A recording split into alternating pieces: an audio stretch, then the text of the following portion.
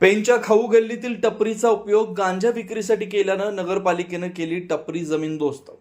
पेण पोलिसांनी 28 एप्रिलच्या मध्यरात्री मोठी कारवाई करत 1.298 किलो गांजासह एका 38 वर्ष महिलेला कारवाई करत अटक केली होती.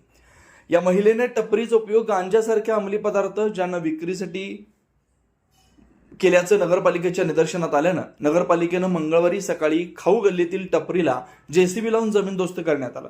पेण नगरपालिका मैदानाजवळ खाऊ गल्लीजवळ महिलांना उदरनिर्वाहासाठी साधन म्हणून टपरी तयार करून रोजगार उभा करण्याचा प्रयत्न करण्यात येत असताना या टपरीमध्ये गांजा हा अंमली पदार्थ विक्री असल्याचं समजून आल्यानं तसेच पोलिसांनी केलेल्या कारवाईनंतर मंगळवारी नगरपालिका प्रशासनानं नगराध्यक्षा प्रीतम पाटील यांनी दिलेल्या आदेशानुसार खाऊ गल्लीतील ती टपरी जेसीबी लावून जमीनदोस्त करण्यात आली. या कारवाई प्रसंगी नगरपालिकेचे अतिक्रमण विभाग प्रमुख महेश वडके, कर्मचारी कमलाकर आवासकर, ओमकार साकुस्कर, महेंद्र मोरे, अक्षय पाटील आदी कर्मचारी उपस्थित होते. मध्ये नगरपालिकेच्या पेण नगरपालिकेच्या हद्दीमध्ये एक वाईट घटना अशी घडली.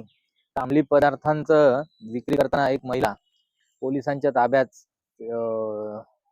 सापडल्यामुळे पेणमध्ये भरपूर खळबळजनक वातावरण निर्माण झालं. त्यामध्ये त्या महिलेवर गुन्हा दाखल होऊन आता पोलीस स्टेशनला त्याची कारवाई चालू आहे. तर सदर महिला ही खाऊ गल्लीत टपरी टाकून स्वतःचा उदरनिर्वाह करत होती असं दाखवण्यात येत होतं.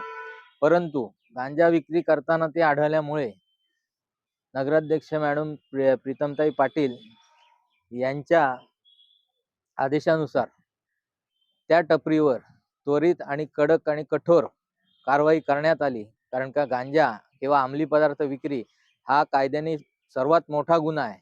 तर सदर उदरनिर्वाह करण्यासाठी लोकांना इथे मार्गदर्शन करून सहकार्य करून या टपरीमध्ये उदरनिर्वाहाचा एक त्यांना मार्ग मिळून त्यांचा उदरनिर्वाह व्हावा अशा पद्धतीने नगरपालिका त्यांना सहकार्य करते. परंतु यात असे अंमली पदार्थ किंवा गुन्हेगारी क्षेत्रातल्या काही गोष्टी इथे घडत असतील तर नगराध्यक्ष प्रीतमताई पाटील यांनी त्यांच्यावर कठोर कारवाई करण्यास सांगितलेली आहे. तर ती आम्ही टपरी मोडून त्याच्यावर कठोर कारवाई केलेली आहे. पेण नगर परिषद